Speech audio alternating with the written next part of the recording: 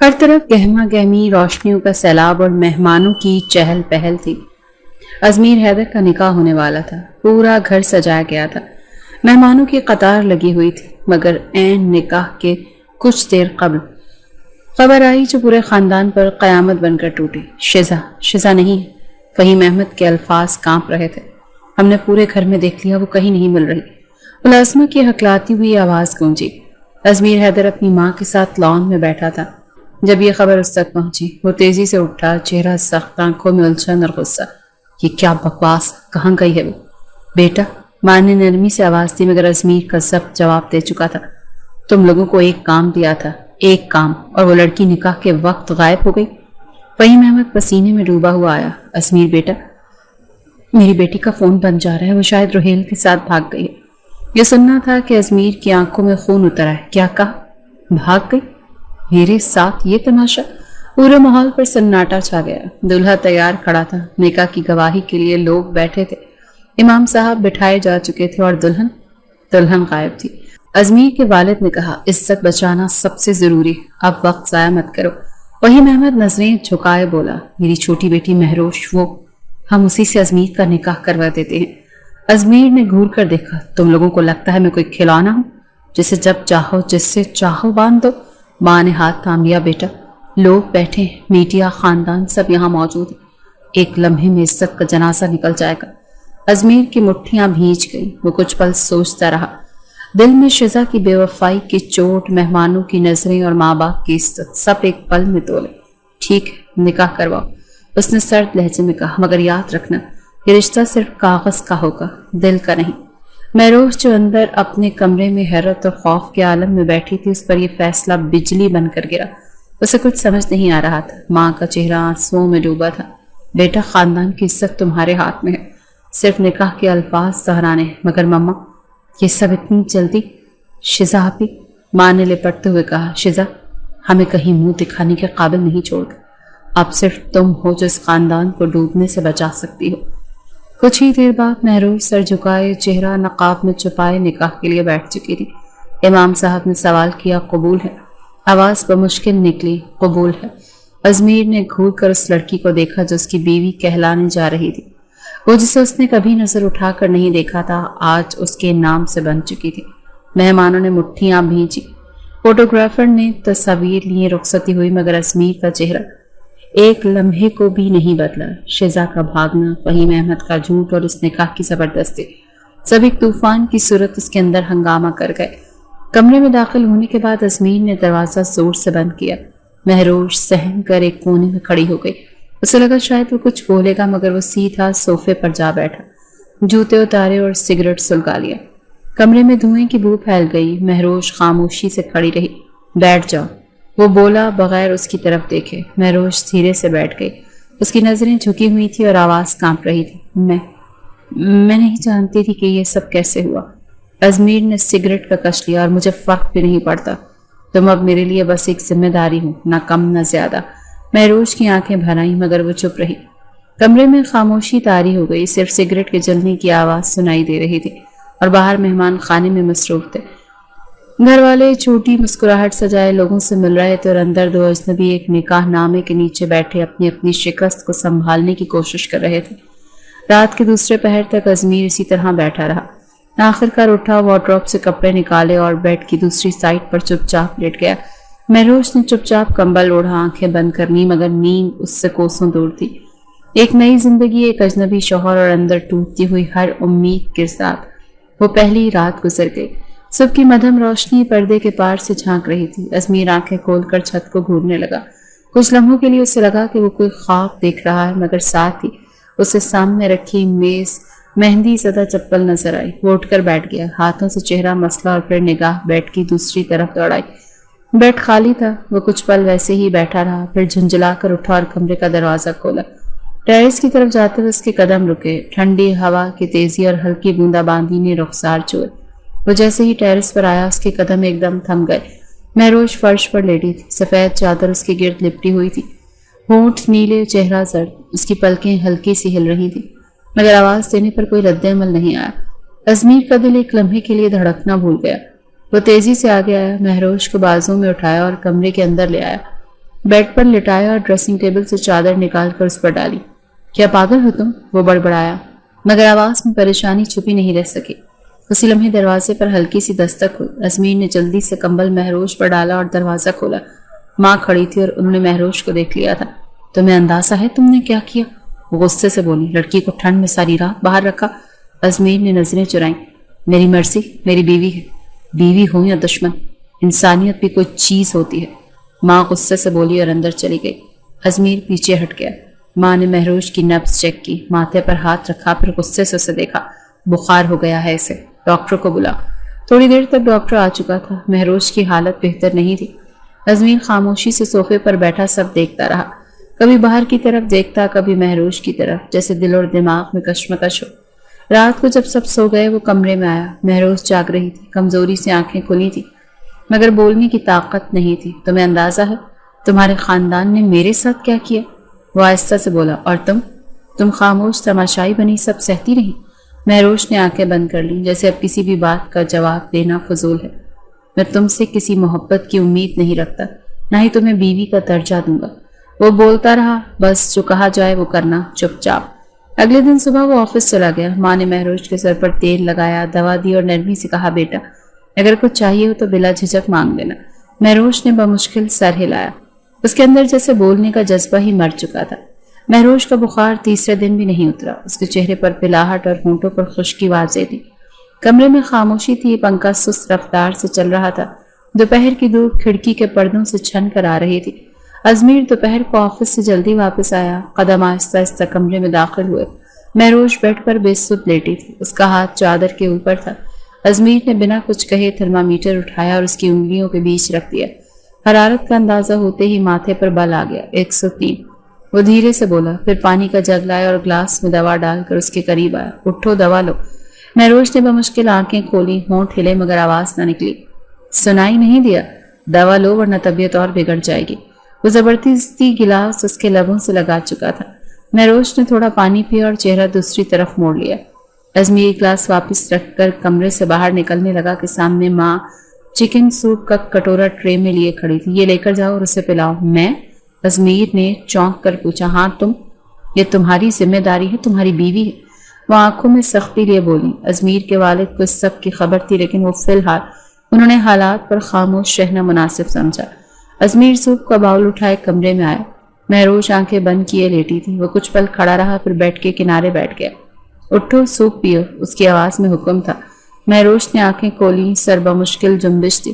اتنے نخرے نہ کرو، تمہاری طبیعت بگڑ رہی ہے، چمچ بھرتے ہوئے بولا۔ 2-3 چمچ کے بعد مہروش نے رکنے کا اشارہ کیا۔ بس، یہ سب کرنے کی مجھے عادت نہیں ہے مگر ماں کا حکم ہے، اسی لیے کر رہا ہوں۔ تم خوش فہمی میں نہ رہنا۔ مہروش نے کچھ نہیں کہا، بس چہرہ دوسری طرف موڑ لیا۔ اگلی صبح بخار کچھ کم تھا مگر کمزوری باقی تھی۔ ازمیر کو آفس جانا ضروری تھا مگر جاتے جاتے ماں نے تاکید کی، دوا وقت پر دینا۔ آپ ہی دے دیں بہتر ہوگا، وہ کھوئے ہوئے انداز میں بولا۔ تم نے نکاح کیا ہے، کسی کا بوجھ نہیں اٹھایا، ذمہ داری سمجھو اسے۔ ازمیر کچھ نہیں بولا، بس گاڑی کی چابی اٹھائی اور نکل گیا۔ دوپہر کو ماں نے پھر تیمارداری کی، دوا دی، دلیا بنایا، مہروش کو کھلایا۔ ازمیر شام کو آیا تو ٹی وی آن کر کے بیٹھ گیا۔ مہروش چپ چاپ بیڈ پر لیٹی رہی۔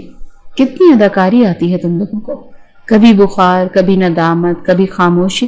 اس نے ریموٹ نیچے رکھا۔ ویسے تم نے اپنی بہن سے سبق اچھا سیکھا ہے، مہروش نے تھکے لہجے میں کہا۔ میں اداکاری نہیں کر رہی، بس برداشت کر رہی ہوں۔ اچھا، اور اس برداشت کے بدلے تمہیں ہمدردی کی امید ہے، میرے دل میں جگہ بناؤ گی؟ ازمیر نے زہریلی مسکراہٹ کے ساتھ پوچھا۔ نہیں، مجھے کسی کی ہمدردی نہیں چاہیے، بس آپ کا سکون چاہیے۔ ازمیر لمحے بھر کو رک گیا، اسے لگا جیسے کوئی آئینہ سامنے رکھ دیا گیا ہو۔ اگلی صبح ازمیر کے آفس جانے سے پہلے اس کی ایک فائل غائب تھی۔ ساری الماری کنگالنے کے بعد وہ کچن میں آیا جہاں مہروش ناشتہ تیار کر رہی تھی۔ تم نے میری نیلی فائل دیکھی؟ وہ کل رات آپ نے بیڈ کے دراز میں رکھی تھی، میں نے وہیں دیکھی تھی۔ اس کا مطلب تم میرے کمرے کی تلاشی لیتی ہو؟ وہ برہم ہو گیا۔ کیا ڈھونڈ رہی تھی؟ کوئی ثبوت یا پھر میرے فون تک رسائی چاہیے؟ ایسا کچھ نہیں تھا، وہ بمشکل بولی۔ تم لوگ ویسے ہی ہو، ایک موقع ہاتھ آئے تو عزت کی دھچیاں بکھیر دو۔ مہروش نے گیس بند کی، روٹی رکھی اور چپ چاپ کمرے سے باہر چلی گئی۔ کچھ دن بعد گھر میں مہمان آئے، خالہ زاد بہن کی سالگرہ تھی۔ ازمیر کی ماں نے مہروش کو کہا، بیٹا یہ لباس پہن لینا، سب لوگ آئیں گے، اچھا لگے گا۔ مہروش نے وہ نیلا لباس پہنا، سادہ سا لیکن اس پر خوب جچ رہا تھا۔ جب وہ لان میں داخل ہوئی، ازمیر نے دور سے دیکھا اور ماتھے پر بل پڑ گئے۔ وہ سیدھا مہروش کے قریب آیا۔ یہ سب کس لیے؟ کس کو متاثر کرنے کی کوشش کر رہی ہے؟ خالہ جان نے کہا تھا بس ویسے ہی پہنا ہے۔ متاثر کرنے کی کوشش مجھ پر مت کرو، میں تمہارے جیسے کردار کو بخوبی سمجھتا ہوں۔ مہمانوں کے سامنے مہروش نے کچھ نہ کہا۔ ازمیر پلٹا اور جا کر دوستوں کے ساتھ باتوں میں مصروف ہو گیا۔ کمرے میں مدھم روشنی تھی، دیوار گیر گھڑی رات کے 2 بجا رہی تھی۔ مہروش چپ چاپ بیٹھ کے کنارے بیٹھی تھی۔ اس کے بال کمر پر بکھرے تھے اور ہاتھوں میں تسبیح تھی۔ مالا خاموشی سے جنبش کر رہی تھی۔ وہ نہ دعا مانگ رہی تھی نہ سوچ رہی تھی، بس کچھ تھا جو اس کے ہاتھوں کو حرکت دیتا تھا۔ دروازہ کھلا، ازمیر اندر داخل ہوا۔ اس کے چہرے پر تھکن نہیں تھی، صرف بیزاری تھی۔ کوٹ اتارتے ہوئے اس نے مہروش پر ایک نظر ڈالی۔ تمہاری یہی عادت ہے نا خاموش رہنے کی، بولتی کیوں نہیں؟ مہروش نے پلٹ کر دیکھا، کچھ کہنے کی ہمت نہ ہوئی۔ ازمیر نے شرٹ کے بٹن کھولتے ہوئے کہا، تمہیں لگتا ہے یہ چپ چاپی، یہ خدمت، یہ تسبیح میرے اندر سے کچھ بدلے گا؟ مہروش آہستہ سے بولی، میں کچھ نہیں چاہتی آپ سے۔ جھوٹ۔ وہ ایک قدم قریب آیا۔ تم جیسی لڑکیاں ہمیشہ چاہتی ہیں، پہلے ہمدردی، پھر قبولیت، پھر مقام۔ مہروش نے نظریں چرا لیں اور بیڈ سے اٹھ کر قالین کی طرف بڑھنے لگی۔ وہیں رک جاؤ۔ ازمیر کی آواز میں سردی تھی۔ وہ رکی، ساکت کھڑی رہی۔ آج تمہارا ڈرامہ بند کروانا ہے۔ وہ دھیرے دھیرے اس کے قریب آیا۔ مہروش کا سانس رکنے لگا۔ مجھے سونے دے۔ سونا؟ جب تمہاری بہن کسی اور کی باہوں میں راتیں گزار رہی تھی تب سونا یاد نہیں آیا تم لوگوں کو؟ اسے بازوؤں سے کھینچ کر بیڈ پر دھکیل دیتا ہے۔ مہروش کی چیخ نہیں نکلتی، صرف آنکھیں بھیگ جاتی ہیں۔ میں شوہر ہوں تمہارا، قانون نے مجھے یہ حق دیا ہے۔ ازمیر دانت پیستے ہوئے بولتا ہے، اور آج سے تم یہ بات نہ صرف سمجھو گی بلکہ سہو گی بھی۔ ساری رات کمرے میں ایک عجیب سی خاموشی چھائی رہی، صرف گھڑی کی سوئیاں تھیں جو گواہ بن کر چلتی رہیں۔ سب کی پہلی کرن جب کھڑکی سے اندر آئی، مہروش وہیں لیٹی تھی۔ ازمیر جا چکا تھا۔ وہ اٹھی، خاموشی سے باتھ روم گئی، دروازہ بند کیا، شاور کھولا اور بیٹھ گئی۔ پانی آنکھوں سے بہتے آنسوں کے ساتھ مل کر چہرے پر بہتا رہا۔ اس دن وہ کسی سے نہ ملی، نہ کچھ کہا۔ دوپہر کو ازمیر واپس آیا، کمرے میں داخل ہوا تو مہروش الماری کے پاس کھڑی کپڑے ترتیب دے رہی تھی۔ صبح ناشتہ کیوں نہیں بنایا؟ اس نے سوال کیا۔ مہروش نے آہستہ سے کہا، کمر میں درد تھا۔ کیوں نہ ہو؟ وہ ہنسا۔ عادت ڈال لو، یہ تو روز ہوگا۔ جب تک میری نفرت باقی ہے تمہیں یہ سب سہنا ہوگا۔ مہروش نے نظریں نہیں اٹھائیں، صرف سر ہلا دیا۔ ازمیر نے کرسی کھینچی اور بیٹھتے ہوئے کہا، تمہیں لگتا ہوگا کل رات تمہیں تکلیف ہوئی نہیں۔ کل رات میں نے بس وہ کیا جو تم جیسے کردار پر واجب ہے۔ اگلی صبح ازمیر نے دفتر جاتے ہوئے کہا، آج میری فائل تیار رکھنا، اور تم اگر واقعی کام کرنا چاہتی ہو تو گھر کے بجائے کسی ادارے میں نوکری ڈھونڈ لو، شاید وہ تمہیں تمہاری عزت واپس دلا سکے۔ مہروش نے کچھ نہیں کہا۔ دن گزرتے گئے، ازمیر کا رویہ نہ بدلا۔ وہ روز باتوں میں زخم دیتا، کبھی طنز کرتا، کبھی جملوں سے چیرتا۔ جسمانی اذیت کے ساتھ ذہنی دباؤ بھی بڑھتا گیا۔ ازمیر کے آفس کی شام معمول کے برعکس تھی۔ وہ اپنی فائلز بند کر رہا تھا جب ریسپشنسٹ نے آ کر بتایا، سر باہر شزا میم آئی ہیں، کہہ رہی ہیں آپ سے ضروری بات کرنی ہے۔ ازمیر چونکا، لمحے بھر کو اس کا چہرہ سخت ہوا، پھر کرسی سے اٹھ کر بولا، بھیج دو اندر۔ شزا اندر آئی تو اس کا انداز روایتی ہمدردی سے لبریز تھا۔ وہ نرمی سے کرسی پر بیٹھی اور تھوڑا جھک کر بولی، ازمیر پلیز میری بات ایک بار سن لو، مجھے صفائی دینے کا بھی حق ہے۔ صفائی دینے کا وقت اب نہیں رہا، ازمیر سرد لہجے میں بولا۔ شزا نے آہستہ سے آنکھوں پر ہاتھ پھیرا جیسے آنسو چھپا رہی ہو۔ مجھے غلط سمجھا گیا، مجھے مجبور کیا گیا، جو کچھ ہوا اس کے پیچھے میری نہیں مہروش کی سازش تھی۔ ازمیر کی نظریں تیکھی ہو گئیں۔ کیا مطلب ہے تمہارا؟ مہروش میری سوتیلی بہن ہے، ماں ایک نہیں تھی ہماری، وہ ہمیشہ میرے خلاف تھی۔ جب اسے پتہ چلا کہ ابو میری تم سے شادی کروا رہے ہیں تو اس نے سب کچھ بگاڑ دیا۔ شزا بولتی گئی، جس رات میری شادی تھی اس نے میرے موبائل سے روہیل کو کال کر کے اسے بلایا، مجھے کمرے سے نکال کر بند کر دیا۔ ازمیر نے اب ماتھے پر بل ڈالے۔ یہ سب اب کیوں بتا رہی ہو؟ میں ڈر گئی تھی، مہروش نے مجھے دھمکایا تھا، کہا تھا اگر کچھ کہا تو ابو کو ہمیشہ کے لیے کھو دو گی۔ پھر میں بیرون شہر چلی گئی خود کو سنبھالنے، لیکن تمہیں اس کے دھوکے سے نکالنا میرا فرض ہے۔ ازمیر چند لمحے خاموش بیٹھا رہا، پھر کرسی سے اٹھ کر کھڑکی کے سامنے جا کر کھڑا ہوا۔ اس کی نظریں باہر کی سڑک پر تھیں، مگر ذہن شزا کے لفظوں میں الجھ گیا تھا۔ شزا نے کرسی سے اٹھ کر کہا، ازمیر میں تمہیں کھونا نہیں چاہتی تھی، اور مہروش نے یہ سب اپنے فائدے کے لیے کیا، تمہیں استعمال کیا۔ نکاح کی رات وہ بالکل تیار تھی۔ حیرت تو مجھے تب ہوئی تھی کہ ایسے اتنی جلدی مان گئی؟ ازمیر کی آواز میں حیرت سے زیادہ غصہ ابھرا۔ وہ چاہتی تھی تمہارے ساتھ رہنا، تمہارے نام کو حاصل کرنا۔ شیزا نے آہستہ سے کہا، اب بھی وقت ہے، سچائی دیکھو۔ شیزا کے جانے کے بعد ازمیر کافی دیر اپنے آفس کی کھڑکی کے پاس کھڑا رہا، پھر اس نے دراز سے گاڑی کی چابی اٹھائی اور دفتر سے نکل گیا۔ گھر پہنچتے ہی سیدھا کمرے میں داخل ہوا۔ مہروش قالین پر بیٹھی کچھ کاغذات ترتیب دے رہی تھی۔ کیا تمہیں سچ بولنا آتا ہے؟ ازمیر کی آواز بلند ہوئی۔ مہروش نے حیرت سے اسے دیکھا۔ کیا ہوا؟ کیا تم سچ میں شیزا کی سوتیلی بہن ہو؟ وہ اس کے قریب آ کر رکا۔ مہروش کے چہرے پر ایک لمحے کچھ سنجیدگی طاری ہوئی۔ ہاں یہ سچ ہے، مگر اور باقی سب؟ شادی کی سازش تم نے کی یا نہیں؟ ازمیر کی آنکھوں میں شک کا طوفان تھا۔ کیا کہہ رہے ہیں آپ؟ مہروش کی آواز کانپنے لگی۔ وہ سب جھوٹ نہیں تھا جو شیزا نے کہا۔ ازمیر نے اس کا بازو سختی سے پکڑ لیا۔ تم نے ہی اسے غائب کروایا تاکہ تم میرے ساتھ نکاح کر سکو؟ نہیں، اللہ کی قسم میں نے کچھ نہیں کیا۔ مہروش نے بمشکل خود کو سنبھالا۔ تم جیسی لڑکیاں قسمیں ہی کھاتی ہیں۔ وہ اسے دھکیل کر پیچھے ہٹ گیا۔ ایک بار لگا تھا شاید میں تمہیں غلط سمجھ رہا ہوں، لیکن نہیں، تم تو سازش کی پیداوار ہو۔ مہروش کے حلق سے آواز نہ نکل سکی۔ وہ صرف آنکھوں سے بہتے آنسو صاف کرنے لگی۔ رات کے کھانے پر مہروش نے چپ چاپ کھانا لگایا۔ ازمیر نے کسی چیز کو ہاتھ نہیں لگایا، بس نوالا ہاتھ میں لے کر چھوڑ دیا، پھر غصے سے اٹھا اور ٹیبل پر چمچ پھینک دیا۔ زہر ملایا ہے کیا اس میں؟ تمہیں تو سب کچھ حاصل کرنا ہے، چاہے میری زندگی ہو یا عزت۔ ماں نے کچھ کہنے کی کوشش کی، مگر ازمیر ہاتھ اٹھا کر بولا، امی پلیز، آپ کو کچھ نہیں پتا۔ ازمیر غصے میں وہاں سے چلا گیا اور شیزا بے بسی سے اسے جاتا ہوا دیکھتی رہی۔ ازمیر آفس میں کرسی پر جھکا بیٹھا تھا، کمپیوٹر اسکرین پر رپورٹ کھلی تھی، مگر نظریں بار بار موبائل کی اسکرین پر جا رہی تھیں۔ دوپہر کے قریب شیزا کا میسج آیا، آج شام 5 اسٹار کیفے پر مل سکتے ہو، کچھ اہم بات کرنی ہے۔ اس نے مختصر جواب دیا، اوکے 7 بجے۔ شام میں وقت پر وہ کیفے پہنچا۔ شیزا پہلے سے موجود تھی۔ اس نے ازمیر کو دیکھتے ہی مسکرا کر ہاتھ ہلایا۔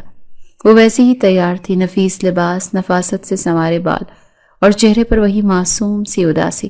تم ٹھیک ہو؟ ازمیر نے کرسی کھینچ کر بیٹھتے ہوئے پوچھا۔ ٹھیک ہونا اب تم پر منحصر ہے، شیزا نے چائے کا اسپون ہلاتے ہوئے کہا۔ کیا مطلب؟ ازمیر میں چاہتی ہوں تم فیصلہ کرو، مہروش کو طلاق دے کر مجھے واپس اپنی زندگی میں لاؤ۔ ازمیر نے چونک کر دیکھا۔ اتنی جلدی کیوں؟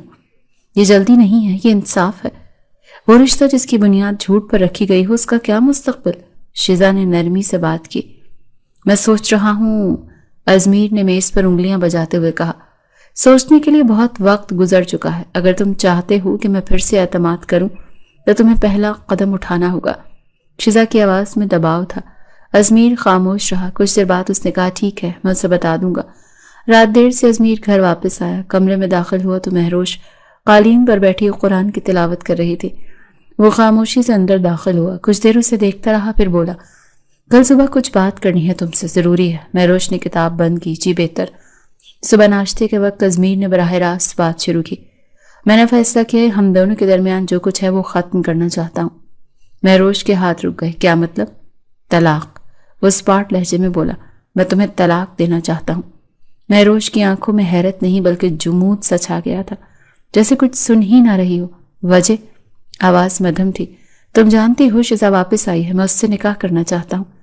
ازمیر نرمی برتنے کی کوشش کر رہا تھا۔ آپ نے ایک بار بھی سچائی جاننے کی کوشش نہیں کی؟ مہروش نے بہت دھیمے لہجے میں کہا۔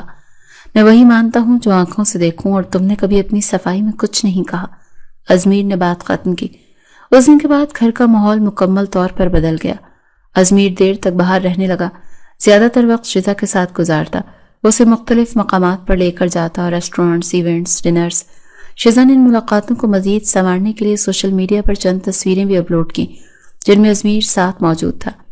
ایک دن ازمیر کی والدہ نے تصویریں دیکھیں تو بیٹے سے سوال کیا، تمہیں شرم نہیں آتی؟ تم اب کسی کے شوہر اور کسی اور کے ساتھ یوں پھر رہے ہو؟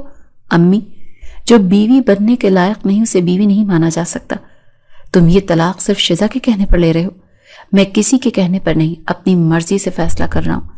مہروش اس تمام بات چیت کو دروازے کے پیچھے سے سن رہی تھی۔ اندر آ کر اس نے ماں کے سامنے صرف اتنا کہا، آپ فکر نہ کریں، میں خالی ہاتھ چلی جاؤں گی۔ بیٹا یہ گھر تمہارا ہے۔ ماں نے اس کے ہاتھ تھامے، نہیں آنٹی، یہ گھر ازمیر کا ہے اور وہ مجھ سے نجات چاہتا ہے، میں ضد نہیں کروں گی۔ 2 दिन बाद अजमीर ने वकील से राब्ता किया और तलाक के इब्तदाई कागजात तैयार करवाए। वो शाम को वापस आकर महरोश को फाइल थमाता है। ये दस्तखत कर दो जल्दी, बेहतर है। महरोश ने फाइल हाथ में ली, देखा और बिना कुछ कहे कमरे में चली गई। उस रात वो सारी फाइल खोलकर बैठी रही। हर लफ्ज जैसे उसकी जिंदगी को चीर रहा था। सुबह उसने फाइल मेज पर रख दी। आप जो चाहते हैं वो करने, मैं रोकने की कोशिश नहीं करूंगी। अजमीर ने एक लम्हा उसे गौर से देखा, जैसे दिल कहीं अंदर से हिल कर रह गया हो। लेकिन वो झटक कर उठ खड़ा हुआ। शिजा मेरा इंतजार कर रही है। अब मेरी जिंदगी वो है, ना कि तुम। उसके जाने के बाद महरोश ने सहन में लगे गुलाब के पौधे को पानी दिया। जमीन गीली हो चुकी थी। वो देर तक पौधे के पास बैठी रही, जैसे कुछ सोच रही हो। फिर आहिस्ता से बड़बड़ाई। कभी कभी इल्जाम सच से भी ज्यादा भारी हो जाता है। दोपहर के वक्त लॉन में धूप नर्म और मौसम हल्का खुशगवार था। अजमीर के वालिद अखबार रखकर बोले, बेगम क्या तुमने अजमीर से दोबारा बात की? कल की थी। हर लफ्ज पर दीवार बनकर खड़ा हो जाता है। माँ ने धीमी आवाज में जवाब दिया। वो समझने को तैयार नहीं कि महरोश बेकसूर है।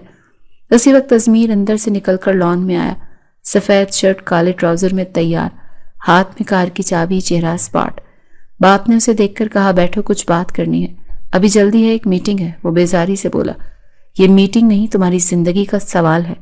2 मिनट निकालो। अजमीर रुक गया, खामोशी से कुर्सी पर बैठ गया।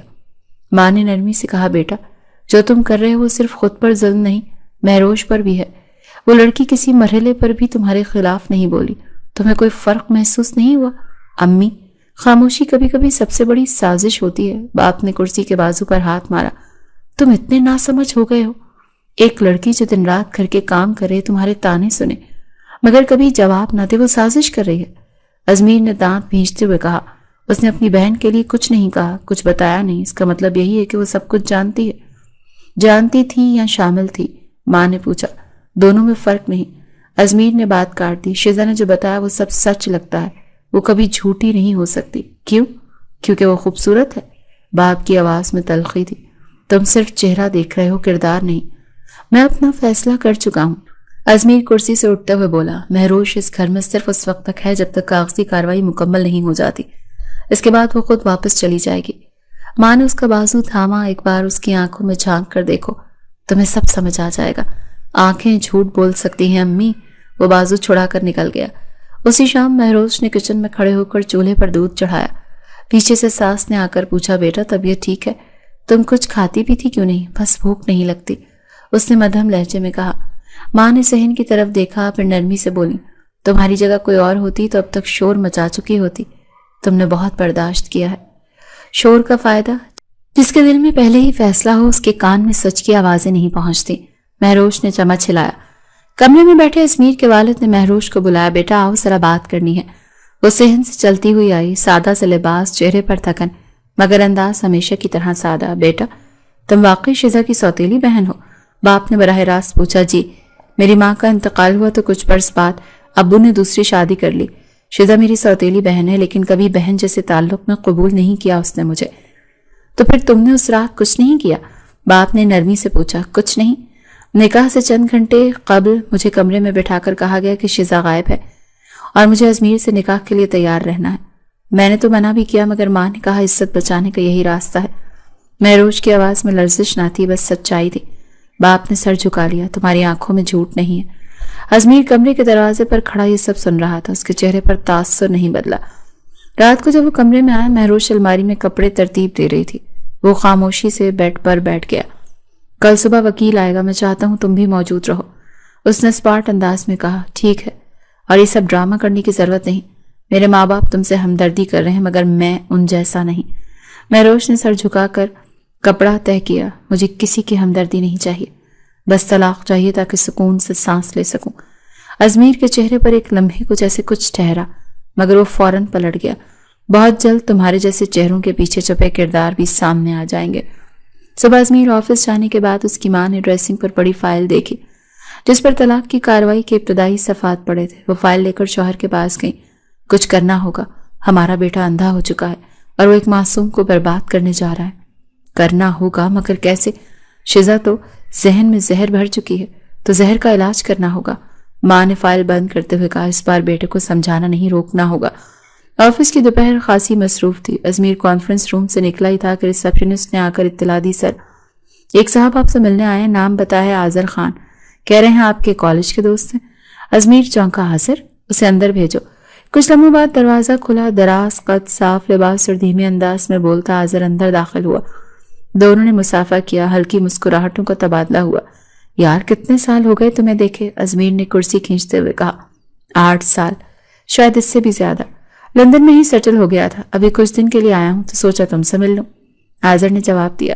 چند رسمی باتوں کے بعد آذر نے سنجیدہ لہجہ اپنایا. سنا ہے شادی ہو گئی تمہاری؟ ازمیر نے ہنسی میں بات کو ہلکا لینے کی کوشش کی. ہو تو گئی مگر اب طلاق کا پروسیس چل رہا ہے. آذر نے ایک لمحہ رک کر پوچھا. کس سے شادی کی تم نے؟ وحیم انکل کی بیٹی سے، مہروش نام ہے اس کا. اصل میں شزا کے بھاگنے پر فیملی نے نکاح کروا دیا. بعد میں شزا لوٹ آئی اور بہت کچھ پتا چلا. تمہیں تو خبر نہیں ہوگی، سارا کھیل اسی مہروش کا تھا. آذر کی آنکھوں میں الجھن ابھری. تم یہ سب سچ سمجھتے ہو؟ ازمیر نے سیدھا ہو کر بیٹھتے ہوئے کہا. دیکھو آذر، میں اندھا نہیں، ثبوت موجود ہیں. شزا نے سب بتایا. مہروش نے سازش سے شادی کی اور میرے ساتھ زندگی کا مذاق بنایا. آذر نے ایک گہری سانس لی. تمہیں پوری بات سننی پڑے گی اور اس بار مجھے روکو گے نہیں. ازمیر چونک گیا مگر خاموش رہا. آذر نے جیب سے فون نکالا. اسکرین پر کچھ تصاویر دکھائیں. شزا مختلف لڑکوں کے ساتھ پارٹیوں اور ریسٹورنٹس اور گاڑیوں میں موجود تھی. ایک تصویر میں وہ کسی لڑکے کے کاندھے پر ہاتھ رکھ کے کھڑی تھی. یہ کیا ہے؟ ازمیر کے ماتھے پر بل پڑے. یہ وہ ہے جسے تم سچ سمجھ رہے ہو. شزا کے کم از کم 4 افیئرز تھے، جن میں سے 2 کے ساتھ میں نے خود اسے شہر کے کلب میں دیکھا. وہ کوئی معصوم مظلوم لڑکی نہیں بلکہ چالاک اور موقع پرست ہے. ازمیر کا چہرہ سنجیدہ ہو گیا. اور مہروش، تمہیں اس کی اصل کہانی معلوم بھی ہے؟ آذر نے سوال کیا. ازمیر نے کوئی جواب نہیں دیا. آذر نے بات جاری رکھی. تمہیں یاد ہے ہم لوگ فہیم انکل کے ساتھ والے محلے میں رہتے تھے. میں روز ان کے گھر کا ماحول دیکھتا تھا. مہروش اپنی ماں کے بعد جیسے نوکرانی بن کر رہ گئی تھی. سوتیلی ماں اس پر ہاتھ اٹھاتی تھی، شزا اس کی چیزیں چھین لیتی تھی اور باپ بے بس تماشائی بنا رہتا تھا. ازمیر کی آنکھوں میں سوال ابھرا. یہ سب تمہیں کیسے معلوم؟ میں گواہ ہوں ہر چیز کا. ہمارا مہروش کے والد سے کافی گہرا تعلق بن گیا تھا. ایک دن میں نے دیکھا مہروش کی انگلی کٹی ہوئی تھی، مگر شام کو وہ اسکول کے کام کے ساتھ ساتھ سارا گھر بھی سنبھال رہی تھی. شزا نے کئی بار اس کے کپڑے جلا دیے. وہ چپ رہی. آذر نے دھیرے سے کہا. ایسی لڑکی اگر خاموش ہے تو سازش ہی نہیں، صابر ہوتی ہے. ازمیر کرسی سے اٹھ کھڑا ہوا. ایک ہاتھ بالوں میں لے گیا. کچھ دیر چپ رہا، پھر دھیرے سے بولا. شزا نے کہا تھا مہروش نے نکاح کے لیے پلاننگ کی. شزا جھوٹ بولتی ہے. وہ چاہتی ہے تم اسے قبول کرو اور اس کے لیے وہ کچھ بھی کر سکتی ہے. آذر نے فون ٹیبل پر رکھا. میرے پاس اور بھی تصویریں ہیں اور اگر تم چاہو تو وہ لڑکا بھی مل سکتا ہے جس کے ساتھ وہ بھاگی تھی. اب اسے پہچاننے سے بھی انکار کر چکا ہے.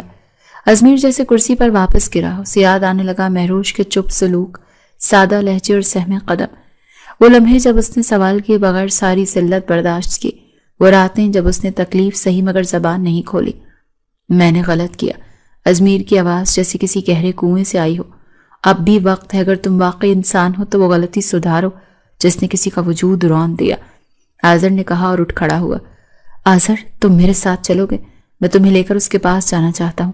ازمیر نے نظریں اٹھا کر کہا. چلو. آذر نے مختصر سے جواب دیا. گھر پہنچ کر جب ازمیر نے کمرے میں قدم رکھا تو مہروش بیگ سمیٹ رہی تھی. نظر اٹھی تو ازمیر کے ساتھ آذر کو کھڑا دیکھ وہ رکی. ازمیر کچھ قدم بڑھا. آہستہ سے کہا. مہروش مجھے معاف کر دو.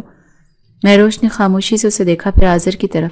آذر بولا. اسے سب کچھ بتا دیا ہے، شزا کا اصل چہرہ، تم پر ہونے والے ظلم، سب کچھ. ازمیر نے فائل ہاتھ سے زمین پر پھینکی. یہ طلاق کی فائل تھی، لیکن اب میں چاہتا ہوں تم یہ رشتہ صرف نام کا نہیں حق کا سمجھو. میں شرمندہ ہوں، بہت زیادہ شرمندہ. مہروش نے آنکھیں نم کی. وہ کوئی جواب نہ دے سکی، بس پیچھے ہٹ کر بیٹھ گئی جیسے کوئی طوفان تھم گیا ہو، لیکن اس کے اثرات ابھی باقی ہوں. ازمیر نے اگلی صبح دفتر پہنچتے ہی اپنا پرانا جاننے والا فیضان جو پرائیویٹ انویسٹیگیٹر تھا اسے کال کی. مجھے ایک نام پر مکمل ڈیٹیلز چاہیے. شزا فہیم، فہیم احمد کی بیٹی. مکمل پروفائل، ماضی، موجودہ حرکات، سب کچھ. فیضان نے کہا. 24 گھنٹے دو، مکمل رپورٹ تمہاری ٹیبل پر ہوگی. ازمیر نے فون بند کیا. آفس کے شیشے سے باہر نظریں جمائیں. اسے اب اپنی جلد بازی پر غصہ آ رہا تھا اور خود پر بھی. مہروش کی خاموشی اب اسے الزام نہیں صبر لگنے لگی تھی. دوسری جانب شزا جو اب ازمیر کے ہاں میں ہاں ملنے پر خوش فہمی کا شکار ہو چکی تھی، تقریباً ہر روز اسے فون کرتی، تصاویر بھیجتی، وقت مانگتی. ازمیر میں تمہیں اب اور انتظار نہیں رکھنا چاہتی. طلاق کب فائل کرو گے؟ جلد. بس کچھ کاغذی کارروائی باقی ہے۔ ازمیر مختصر جواب دیتا لیکن اب لہجے میں سرد مہری آ چکی تھی۔ 2 دن بعد فیضان کی رپورٹ ٹیبل پر تھی۔ ازمیر نے فائل کھولی، صفحہ پر صفحہ پڑھتا گیا۔ تصاویر، واٹس ایپ چیٹس، اسکرین کے شارٹس، سوشل میڈیا پر چھپی ہوئی پارٹیوں کی معلومات، 3 مختلف مردوں کے ساتھ وقت گزارنے کی تفصیل، اور سب سے آخر میں وہ لڑکا جس کے ساتھ شیزان نکاح کا ڈرامہ کر کے فرار ہوئی تھی۔ اس کا تحریری بیان بھی شامل تھا۔ شیزان نے خود مجھے بلایا، کہا کہ وہ ایک شادی سے بھاگنا چاہتی ہے۔ چند دن بعد اس نے مجھے چھوڑ دیا اور کہا کہ پلان تبدیل ہو گیا۔ ازمیر نے فائل بند کی، کرسی سے اٹھا، سیدھا اپنی کار میں بیٹھ کر شیزا کے فلیٹ کی طرف روانہ ہوا۔ دروازہ اس نے خود کھولا، چہرے پر مسکراہٹ، ہاتھ میں کافی کپ۔ تم نے وقت پر آنے کی عادت بھی اپنا لی۔ ازمیر خاموشی سے اندر آیا، فائل اس کے ہاتھ میں تھی۔ یہ سب کیا ہے؟ شیزا نے فائل کی طرف اشارہ کیا۔ یہ وہ سچ ہے جسے تم مجھ سے چھپا رہی تھی۔ ازمیر نے فائل اس کے سامنے میز پر پھینکی۔ شیزا نے کھول کر پہلی تصویر دیکھی، پھر دوسرا صفحہ، پھر تیسرے پر آ کر اس کے چہرے کا رنگ بدلنے لگا۔ یہ سب جھوٹ ہے۔ تم نے یقین کر لیا؟ میں نے یقین نہیں کیا، ثبوت حاصل کیے ہیں۔ ازمیر کی آواز سرد اور واضح تھی۔ تم نے صرف میرے ساتھ نہیں، میرے ماں باپ کی عزت، مہروش کی زندگی، سب کو کھیل سمجھا۔ شیزا نے آگے بڑھ کر اس کا بازو پکڑنے کی کوشش کی۔ میں نے ایسا کچھ نہیں کیا، وہ سب پلان تھا۔ میں نے بس تمہیں واپس پانا چاہا۔ محبت اور سازش میں فرق ہوتا ہے شیزا۔ تم نے محبت کی آڑ میں مہروش کو ذلیل کیا اور مجھے اندھا بنانے کی کوشش کی۔ شیزا کی آواز بلند ہوئی۔ تمہیں آخر اس خاموش لڑکی میں کیا نظر آ گیا؟ وہ جو تمہارے چیخنے سے چھپا رہا، سچ، وقار، خاموشی میں چھپی عزت۔ ازمیر پیچھے ہٹ گیا۔ آج کے بعد تم میری زندگی سے مکمل طور پر ختم ہو۔ دوبارہ کبھی میرے پاس یا میرے گھر کے آس پاس نظر نہ آنا۔ دروازہ بند ہوا، شیزا فرش پر بیٹھ گئی، فائل کے پنے اس کے سامنے بکھرے پڑے تھے۔ گھر پہنچ کر ازمیر نے آذر کو فون کیا۔ شیزا سے بات ختم کر دی۔ تم ٹھیک تھے، سب کچھ واضح ہو گیا، آپ کیا کرو گے؟ آذر نے پوچھا۔ مہروش سے معافی مانگوں گا، شاید قبول نہ کرے لیکن سچ کے ساتھ کھڑا تو ہو سکتا ہوں نا۔ وہ گھر آیا، کمرے میں داخل ہوا تو مہروش ڈریسنگ کے سامنے کھڑی تھی۔ سادہ لباس، بالوں میں تیل لگا ہوا اور چہرہ تھکا مگر پرسکون۔ مہروش، اس نے پلٹ کر دیکھا۔ جی، میں تم سے کچھ کہنا چاہتا ہوں۔ ازمیر کی آواز میں جھجک تھی۔ کہہ لیجئے، اور اگر طلاق کے کاغذات لائے ہیں تو لائیں، دیجئے۔ میں نے فیصلہ کر لیا، میں مزید یہاں نہیں رہوں گی۔ ازمیر نے قدم بڑھایا۔ طلاق کا تو سوال ہی پیدا نہیں ہوتا۔ میں شرمندہ ہوں بہت زیادہ، اور وہ سب کچھ میری کردار کشی، تذلیل، الزام، ان سب کا کیا؟ مہروش کی آنکھیں نم تھی۔ تمہارے سوال کا جواب میرے لفظوں میں نہیں، میرے عمل میں ہوگا۔ ازمیر نے جیب سے وہی طلاق کی پرانی فائل نکالی اور اس کے سامنے پھاڑ دی۔ یہ میرے گناہوں کی دستاویز تھی، آج اسے ختم کر رہا ہوں یار۔ مہروش نے نظریں چرا لی۔ کبھی کبھی معافی وقت پر مانگی جائے تو بامعنی ہوتی ہے۔ اب شاید دیر ہو چکی ہے۔ ازمیر کچھ لمحے اسے دیکھتا رہا، پھر آہستہ سے بولا، اگر تم جانتی ہو کہ میں بدل گیا ہوں تو مجھے ایک موقع دو، اگر نہیں تو میں روز اپنی معافی ثابت کرتا رہوں گا۔ مہروش خاموش رہی۔ دروازے کے باہر آذر کھڑا تھا۔ اندر کی باتیں سنی جا رہی تھی لیکن اس بار گواہ صرف دیواریں نہیں تھی، سچ بھی تھا جو دیر سے آیا مگر مکمل آیا۔ گھر میں فضا معمول سے زیادہ خاموش تھی۔ مہروش دن بھر کمرے سے باہر نہیں نکلی تھی۔ ازمیر نے کئی بار دروازے کی طرف دیکھا لیکن کچھ کہنے کا حوصلہ نہیں کر پائی۔ شام کو جب وہ کچن میں پانی لینے گئی تو اچانک چکر آیا اور وہ گر پڑی۔ آواز سن کر ملازمہ دوڑی، پھر ماں آئی اور فوری ڈاکٹر کو بلایا۔ ڈاکٹر نے معائنے کے بعد نسخہ لکھا، پرس اٹھایا اور جاتے جاتے دروازے پر کھڑی ساس سے کہا، مبارک ہو، آپ دادی بننے والی ہیں۔ ماں نے حیرت سے پیچھے دیکھا، مہروش کی طرف جو صوفے پر چپ بیٹھی تھی۔ کیا یہ سچ ہے؟ وہ دھیرے سے بولی۔ مہروش نے نظریں نہیں اٹھائیں، صرف سر ہلایا۔ ازمیر عین اس لمحے آیا۔ ڈاکٹر ابھی آ گئی۔ کیا کہا اس نے؟ ماں نے سیدھا جواب دیا، تم باپ بننے والے ہو۔ ازمیر کا چہرہ سپاٹ ہو گیا، پھر اس کی نظریں مہروش پر مرکوز ہو گئیں۔ کیا یہ میرا بچہ ہے؟ اس کی آواز میں شک تھا۔ مہروش نے سر اٹھایا، جو بھی ہے تمہارا ہے۔ ازمیر نے کچھ دیر خاموشی اختیار کی، پھر بولا، یہ وقت نہیں ہے بچہ لانے کا، ابھی بہت کچھ ٹھیک ہونا باقی ہے۔ ماں نے حیرت سے بیٹے کو دیکھا۔ کیا کہہ رہے ہو تم؟ میں کہہ رہا ہوں کہ یہ بچہ ضائع کروا دینا چاہیے۔ نہ ماں تیار ہے نہ باپ۔ کیا؟ مہروش کی آواز لرز گئی۔ تمہیں یہ بچہ نہیں چاہیے؟ ازمیر نے کاندھے اچکائے۔ نہیں، کم از کم ابھی تو نہیں۔ اگلے لمحے ماں کا ہاتھ ازمیر کے چہرے پر پڑا، زوردار تھپڑ۔ یہ تم نے کیا کہا؟ تم اپنے بچے کو مارنا چاہتے ہو؟ غیرت مر گئی ہے تمہاری؟ ازمیر نے ہاتھ گال پر رکھا، ساکت رہ گیا۔ ماں کی آنکھوں میں آنسو آ چکے تھے۔ جس ماں نے تمہیں جنم دیا تم اس ماں کے دل کو توڑ رہے ہو۔ جس عورت نے تمہارے سارے ظلم برداشت کیے اس کی کوکھ سے تم اپنا خون ختم کرنا چاہتے ہو۔ ازمیر نے نظریں چرائی۔ امی میں پریشان تھا، جذبات میں کہہ گیا۔ نہیں، تم دل سے کہہ رہے تھے، سچ وہی ہوتا ہے جو پہلے نکلے۔ مہروش چپ چاپ بیٹھی رہی۔ ایک بار بھی اس نے اپنا دفاع نہیں کیا۔ ماں غصے سے بولی، تمہیں اس پر اعتبار نہیں تھا، وہ سہتی رہی۔ تم نے اس کے کردار پر شک کیا، وہ چپ رہی۔ تم نے اسے طلاق کی دھمکی دی، وہ گھر سے نہ نکلی۔ اب جب قدرت نے تمہیں ایک نیا موقع دیا تو تم اسے بھی ختم کرنا چاہتے ہو۔ ازمیر پیچھے ہٹ گیا، صوفے پر بیٹھا، دونوں ہاتھوں سے اپنا چہرہ چھپا لیا۔ ماں نے مہروش کے کاندھے پر ہاتھ رکھا۔ بیٹا، تم فکر نہ کرو، یہ بچہ تمہارا فخر ہوگا۔ مہروش نے آنکھوں میں نمی کے ساتھ سر ہلایا۔ ازمیر نے رات کا کھانا نہیں کھایا۔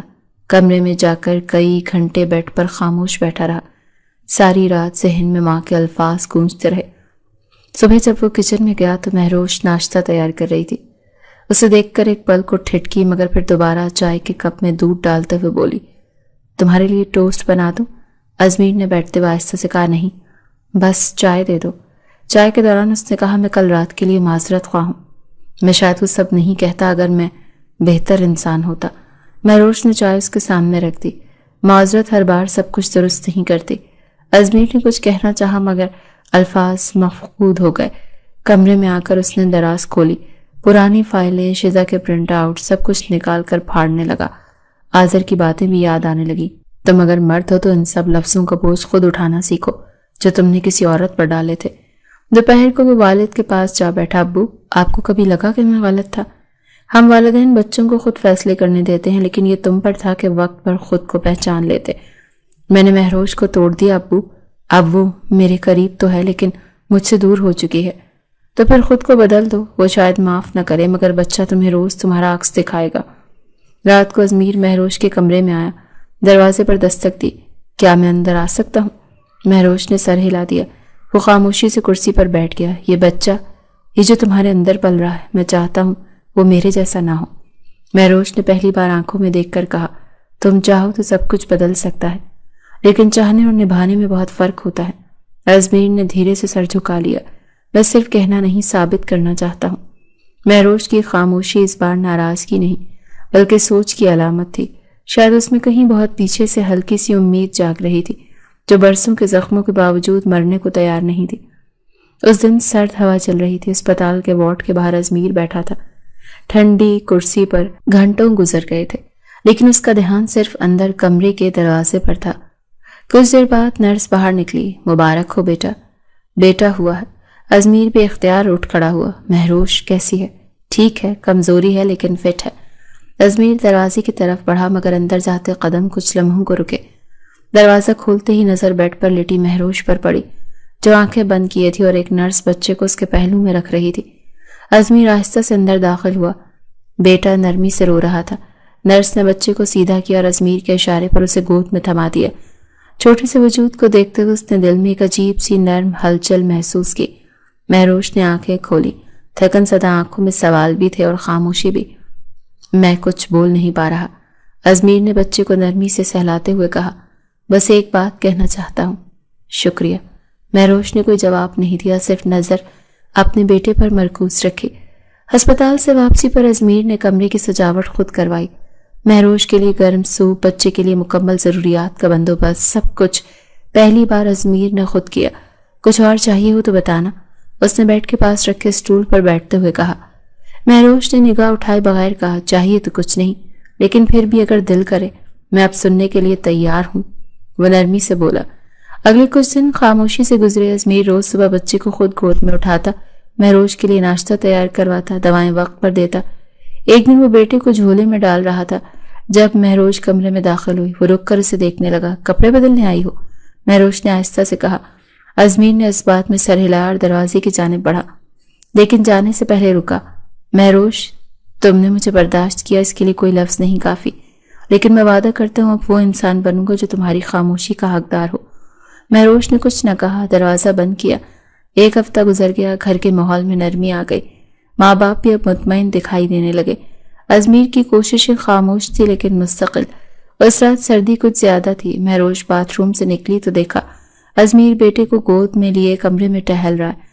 وہ ہلکی آواز میں اسے لوری دے رہا تھا۔ وہ آئینے کے سامنے جا کھڑی ہوئی تولیے سے بال خشک کرتے ہوئے نظر چپ چاپ باپ بیٹے پر ٹکی رہی۔ ازمیر نے بیٹے کو کوٹ میں لٹایا، پھر آہستہ سے قدم اٹھاتا مہروش کے پیچھے آیا۔ آج تم بہت تھکی ہوئی لگ رہی ہو، اس نے دھیرے سے کہا۔ مہروش نے آئینے میں اس کی جھلک دیکھی اور کچھ نہیں بولی۔ اگلے لمحے ازمیر نے آہستگی سے اس کے دونوں کاندھوں پر ہاتھ رکھا، نرم انداز میں اسے اپنی باہوں میں لے لیا۔ مہروش کی سانس جیسے ایک لمحے کو تھم گئی، وہ جھینپ کر آنکھیں بند کر گئی۔ اگر تم نے مجھے آج بھی دور کر دیا تو میں کچھ نہیں کہوں گا، لیکن اگر تمہارا دل کرے تو شاید ہم دونوں اس زندگی کو ایک نیا موقع دے سکتے ہیں، مہروش نے دھیرے سے کہا۔ کچھ زخم وقت لیتے ہیں، وہ بھرتے ہیں مگر نشان رہ جاتے ہیں۔ ازمیر نے اس کے سر پر ہلکے سے بوسہ دیا۔ میں نشان نہیں مٹانا چاہتا، صرف یہ چاہتا ہوں کہ اب ہر دن تمہارے لیے آسان ہو۔ وہ کچھ لمحوں تک اسی حالت میں کھڑے رہے۔ مہروش نے پہلی بار خود سے کہا، شاید یہ وہی وقت ہے جہاں سے دوبارہ جیا جا سکتا ہے۔ ازمیر نے اس کی گرفت ڈھیلی کی مگر ہاتھ چھوڑے نہیں۔ اب ہم 3 ہیں اور مجھے اس 3 کو مکمل رکھنا ہے۔ مہروش نے گردن موڑ کر پیچھے دیکھا۔ پہلی بار تمہارے لفظوں میں بوجھ نہیں تھا، کیونکہ پہلی بار میرے دل میں ندامت کے ساتھ محبت بھی ہے، ازمیر نے سچائی سے کہا۔ بچے کی ہلکی سی آواز پر دونوں نے پلٹ کر دیکھا۔ وہ جھولے میں ہلکی جنبش لے رہا تھا۔ ازمیر نے آہستگی سے کہا، وہ بھی چاہتا ہے کہ ہم دونوں اب ایک نیا آغاز کریں۔ مہروش نے جھولے کی طرف بڑھتے ہوئے کہا، پھر ہم کوشش کریں گے۔ ماضی کے سائے لمبے تھے مگر دھوپ نکلی ہے تو امید بھی ہو سکتی ہے۔ ازمیر نے جھولے کے قریب کھڑے ہو کر بچے کو دیکھا۔ یہ سب کچھ شاید تبھی ہونا تھا، اسی ترتیب سے، انہی زخموں کے ساتھ۔ مہروش نے بچے کی پیشانی چومی۔ محبت شاید پہلے آئی ہوتی تو تم اسے پہچان نہ پاتے، اب تم جان چکے ہو کہ پیار جیتا کیسے جاتا ہے، ازمیر نے دھیرے سے کہا۔ اور تم نے سکھایا کہ برداشت بھی محبت کا ایک رنگ ہے۔ کمرے میں مدھم روشنی تھی اور زندگی کا نیا سورج ان کے درمیان طلوع ہو رہا تھا۔